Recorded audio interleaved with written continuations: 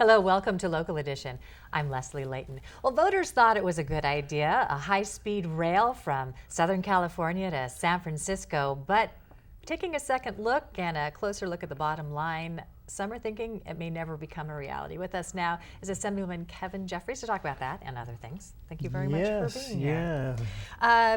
Will we ever see a high-speed rail? Look, it has sexy appeal to it. The bullet train from north to south and south to north.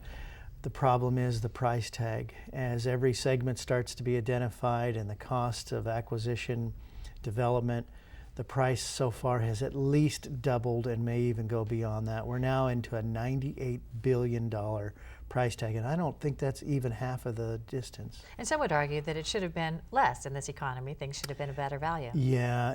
Why did it escalate so? I don't know the answer to that. I think they grossly, the proponents who were originally, selling the idea to the public, I think they just grossly misunderstood or underestimated the cost of acquisition, the engineering issues, all the litigation. I think they just missed the boat. I don't know that they did it intentionally, but they certainly have caused a great level of concern, bipartisan concern now. What are the major points working against it right now? The cost of ridership is now projected to be about a $200 ticket to go from one end to the other. The number of stops, it's hardly high-speed rail when it has to stop once or twice in every county along the way. And then, of course, the cost of the overall cost of the entire project.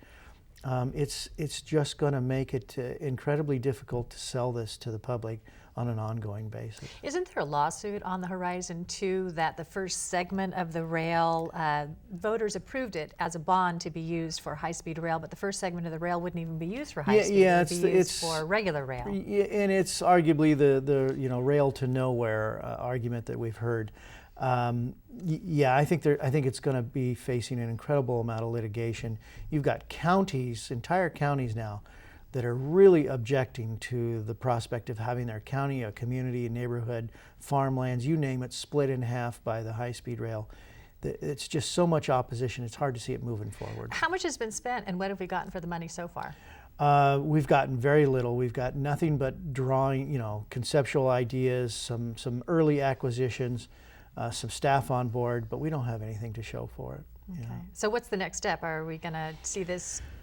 Are they going to pull the plug on it? Well, no, it's not going to be that simple. It's going to be a very complex debate that's going to occur in the legislature. There's been several hearings now in both houses about what to do with it, and I think what you're going to see is probably some legislation proposed in January to put it back on the ballot and give the voters another chance to decide if they wanted to move forward. Okay, we have about a minute left, so let's talk about something we talked about last time you were Sure. here, and that is the shift of prison inmates to local facilities. Yes. I think we saw it now with the Conrad Murray, Michael Jackson's doctor. He wasn't sentenced to prison, right. He was sentenced to county jail. Yeah. So what effects are you seeing on our local jails? All of the effects we projected and predicted would happen are starting to come true. Those of us who felt that this was a poorly crafted, poorly designed, rushed bill, it was almost dead silence when we were trying to fight it in the legislature from most of the state. And now everybody's really waking up and going, oh my Lord,